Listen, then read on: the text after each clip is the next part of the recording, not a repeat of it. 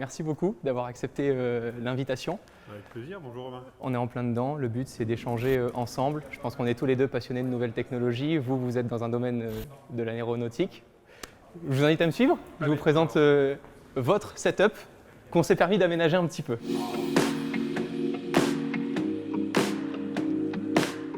Avant de débuter cet échange, j'aimerais qu'on retourne un petit peu en enfance. Et si vous me le permettez, en tant que vice-président de l'ingénierie chez Airbus, j'aimerais que vous puissiez nous expliquer comment est-ce qu'on fait un bon tutoriel d'avion en papier. Un bon tutoriel d'avion en papier. Je vais vous faire marrer, mais moi les avions en papier, j'ai jamais été bon. Tout débarre de là pourtant. C'est là où on voit les yeux ébahis d'un enfant. C'est pas faux, c'est pas faux. Et j'ai pas mal chambré mes fils sur leur capacité à faire de l'avion en papier. Ah. Sachant que je me suis pris la baffe en retour. Ça va être le moment. Ils vont peut-être se foutre de vous ou alors se foutre de moi.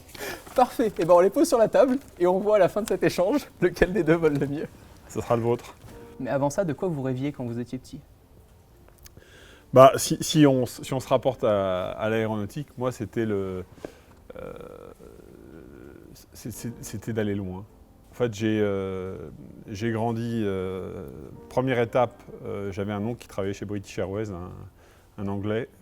Ma tante a épousé un Anglais et il était le chef d'escale de British Airways à l'île Maurice. D'accord. Et donc, on se voyait souvent, ma tante était enceinte, elle ne pouvait pas bouger. Bon, du coup, c'est nous qui nous sommes déplacés de France à l'île Maurice.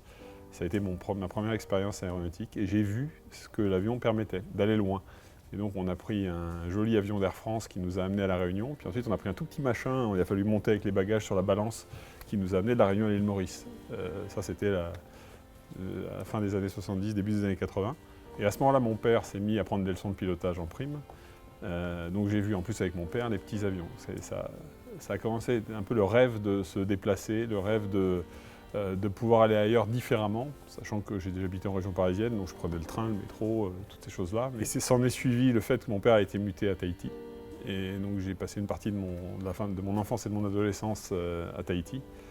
Et là, on s'aperçoit quand on est à 18 000 km sur territoire français, à 18 000 km de sa famille, qu'on a envie de retourner voir sa famille.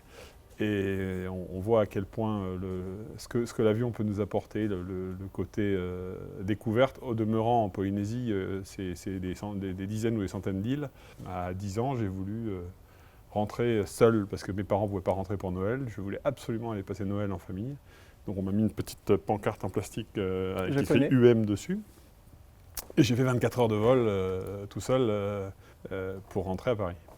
Après les avions en papier, vous êtes diplômé de l'école polytechnique, diplômé de l'Institut aérospatial de l'ISAE, et vous devenez pilote d'avion agréé de l'armée française. Vous travaillez au sein des centres d'essai en vol pour le ministère de la Défense. Oui, je vous l'avoue, cette phrase a été beaucoup trop longue à apprendre, mais je l'ai apprise. Pas mal, pas mal. Je me permets de vous demander, est-ce que vous pouvez nous parler un petit peu plus à ce moment-là de ce passage de votre vie?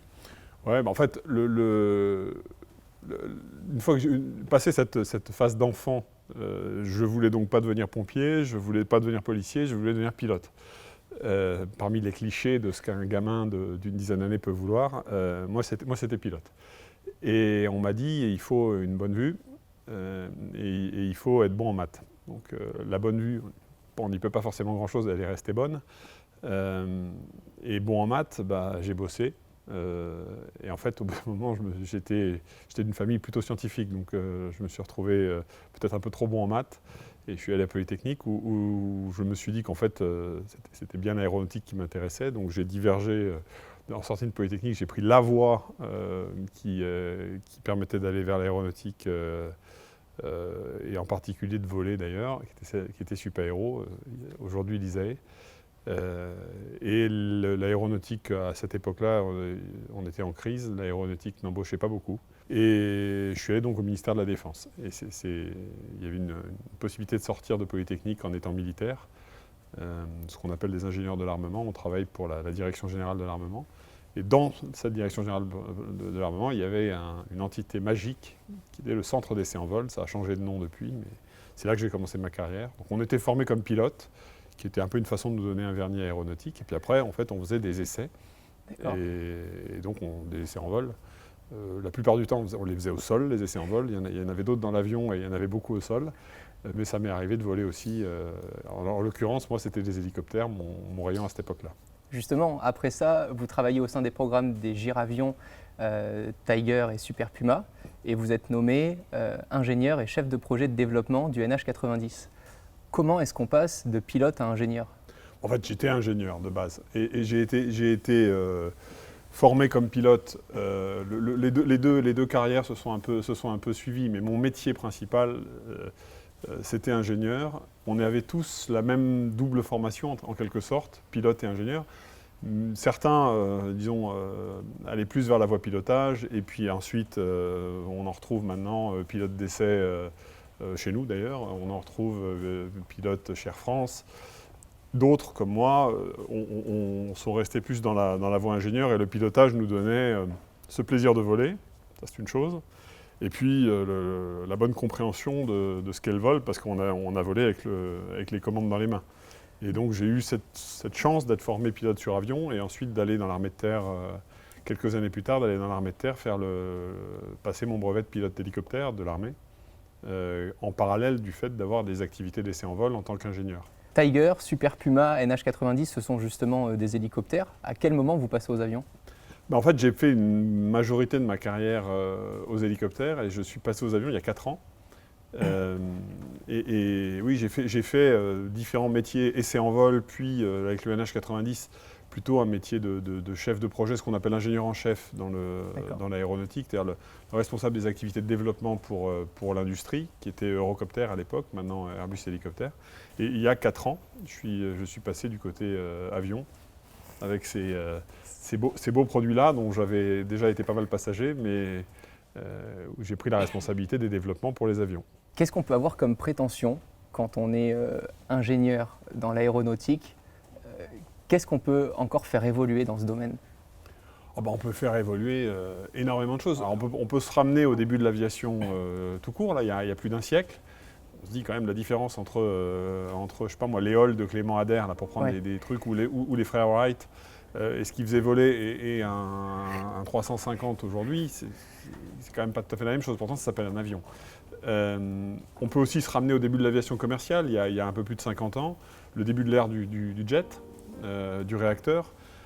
L'avion a évolué beaucoup plus qu'on ne le pense. En fait, aujourd'hui, beaucoup de gens ont une mémoire courte quelque part et regardent les avions de ces 5-10 dernières années. Mais les évolutions qu'il y a eu dans ce domaine ont été absolument phénoménales pour arriver à la performance de l'avion, y compris d'ailleurs la performance environnementale. C'est un des sujets, je pense, sur lesquels évidemment on viendra.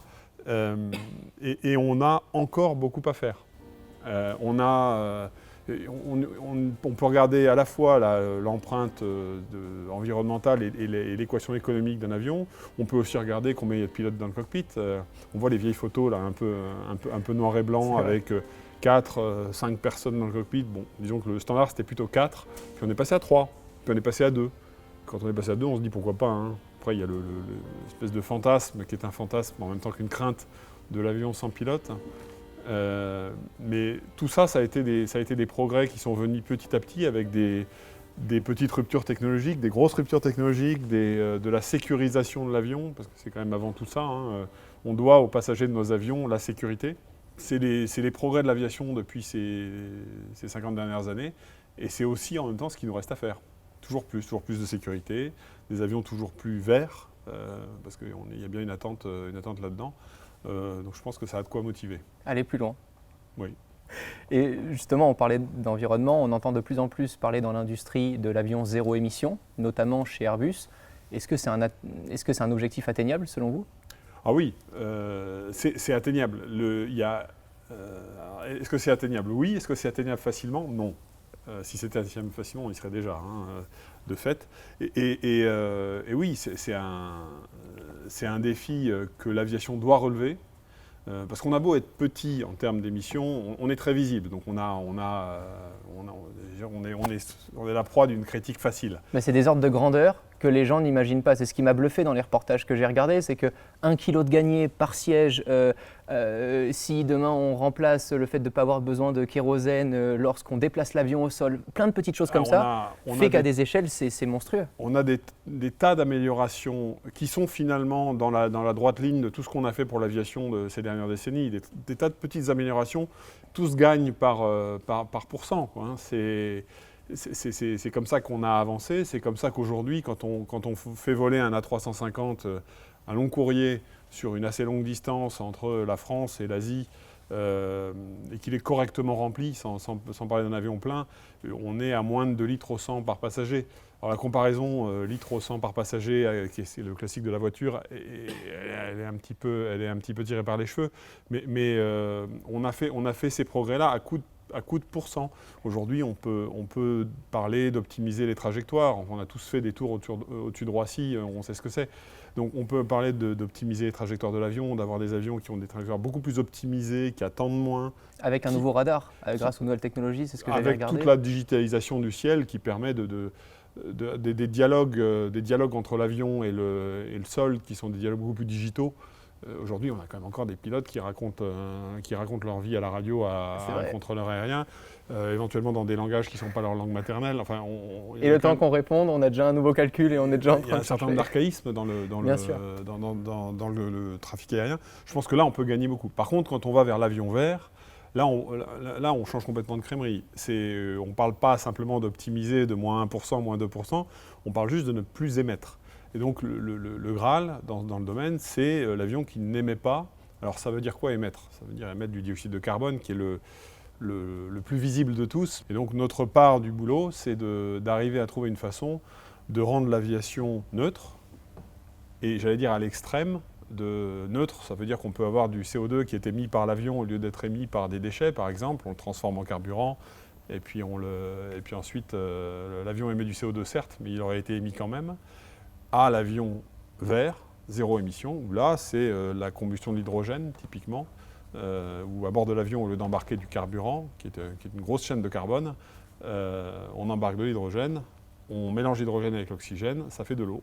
C'est fou parce que on en entend parler dans l'automobile et autres, et l'hydrogène, ça paraît fabuleux, tout comme inatteignable. C'est ça qui est...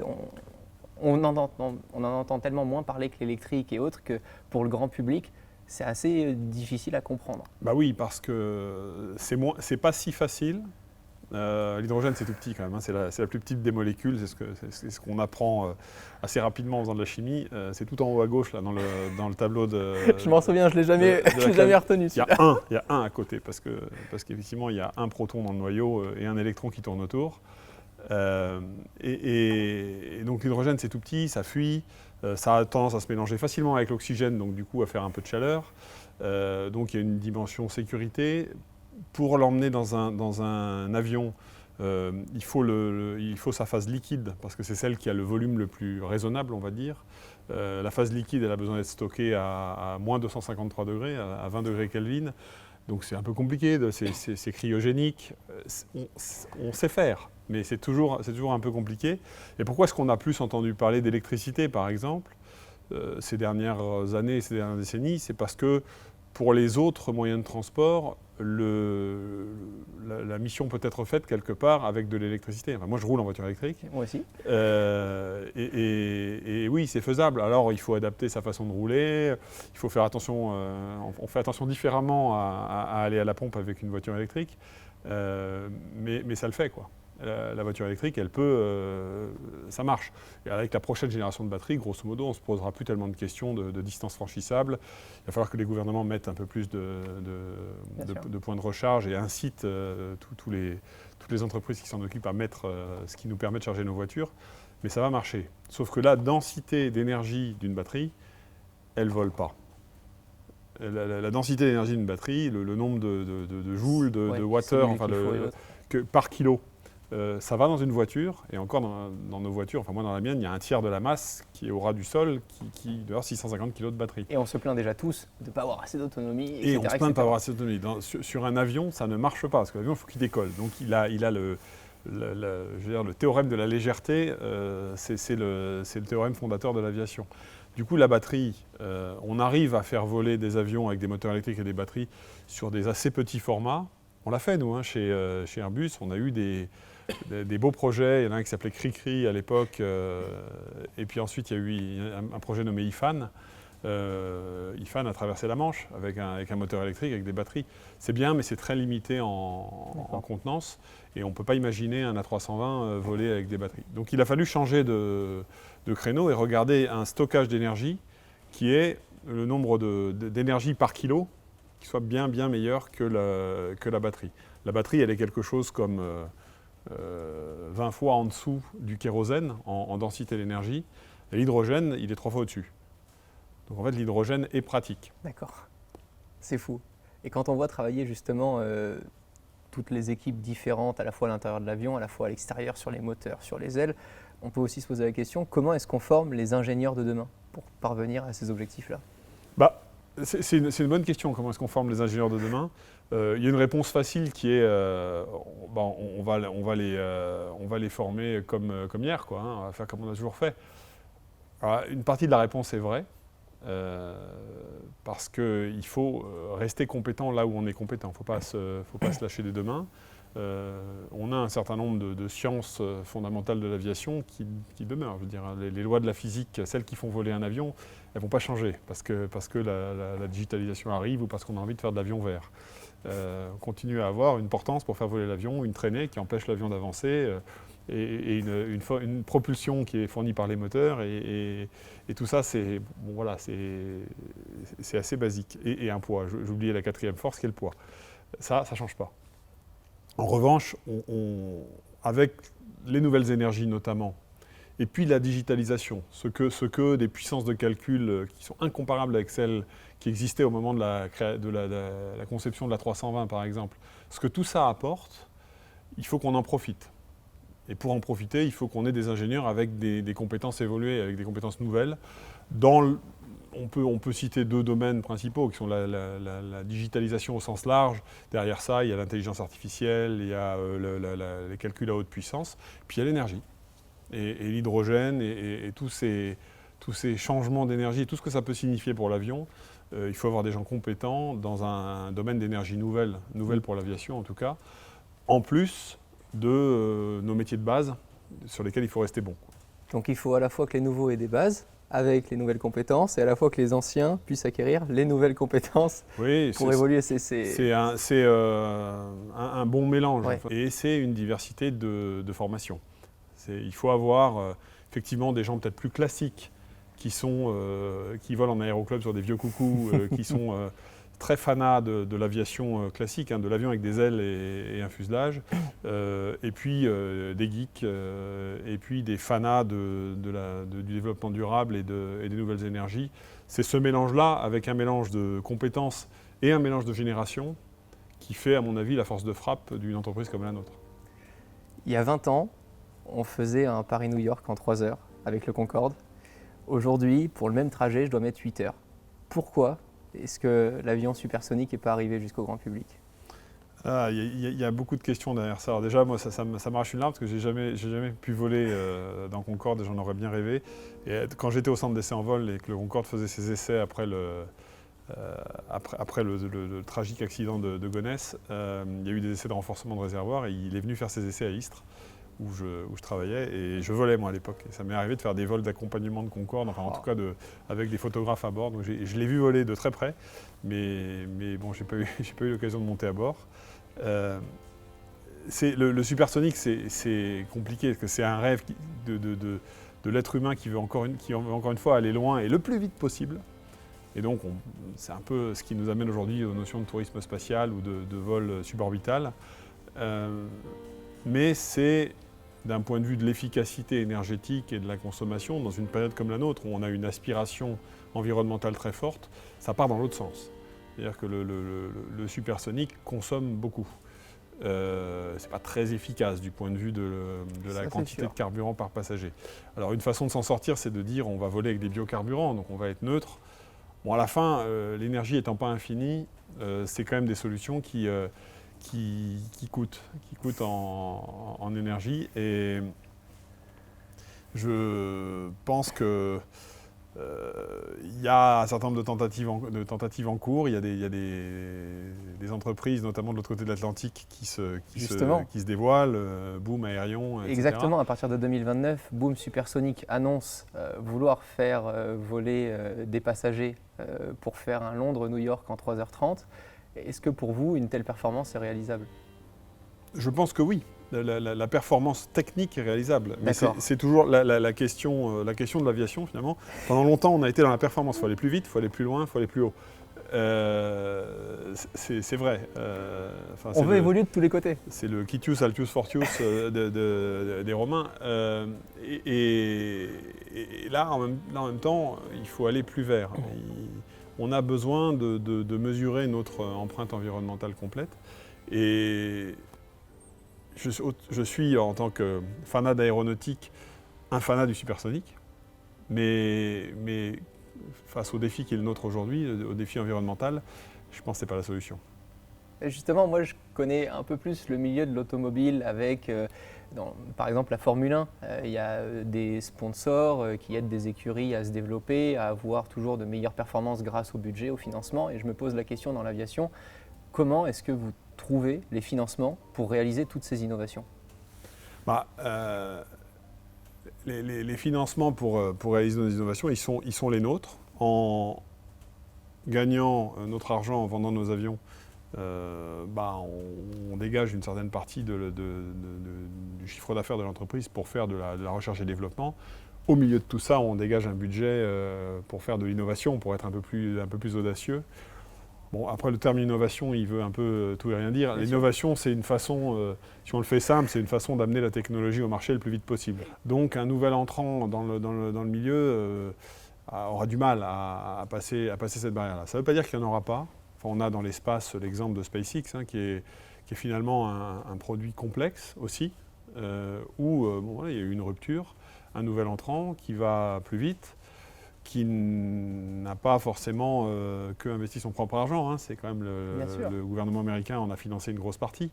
Mais ça a démontré qu'on pouvait faire rentrer un nouveau joueur sur un terrain de complexité technologique. Et tout reprendre de zéro, pratiquement. Et en partant à peu près de zéro. Donc ça pourrait être notre cas. On a tendance à penser, parce que le marché n'est pas non plus illimité, et parce qu'il y a cette dimension de sécurité, de transport des passagers, qui n'est pas nécessairement le cas au départ avec SpaceX, on a tendance à penser que oui, ça va se limiter aux existants, qui ne sont pas très nombreux, et puis la Chine, qui arrive.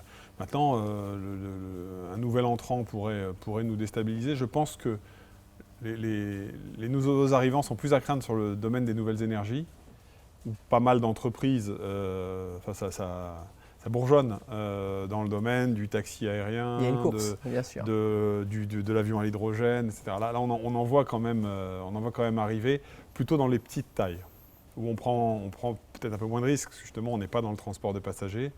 Et l'aviation commerciale, c'est quand même très, très, très réglementé.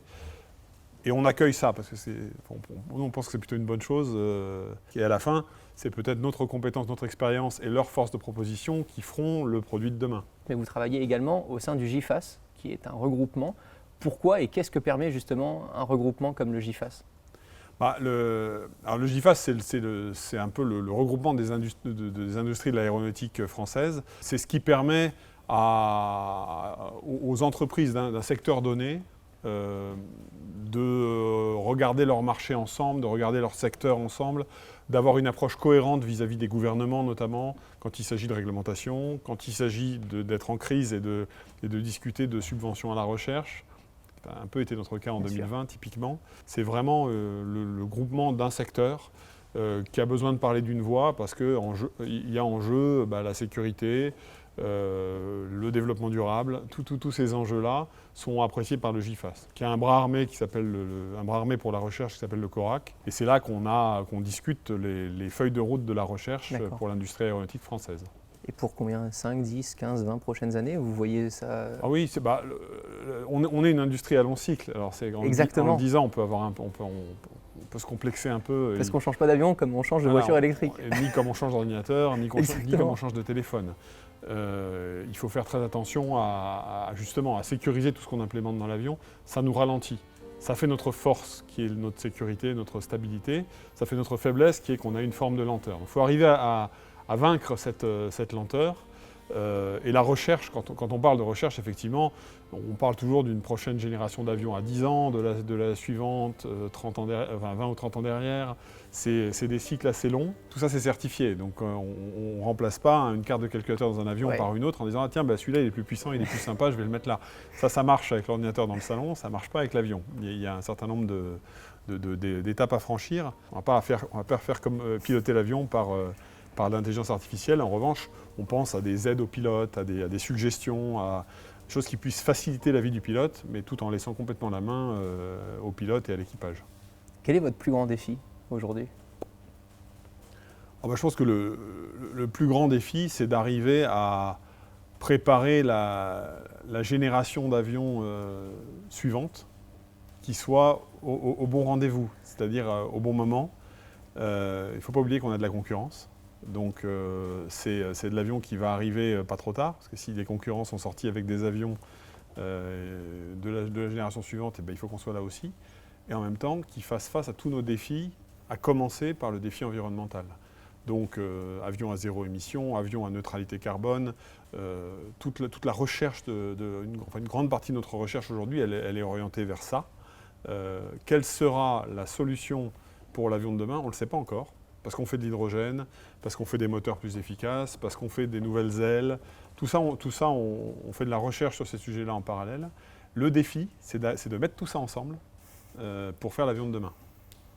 Jean-Brice Dumont, merci infiniment. C'était un pur régal d'avoir eu un tel échange. J'aurais pu continuer comme ça toute l'après-midi. Merci, mais Romain. je pense que vous vous êtes trompé sur votre plus grand défi, puisqu'il va avoir lieu maintenant. Non, parce que celui-là, depuis tout à l'heure, je regarde mon avion et je me dis que moi, il ne volera pas.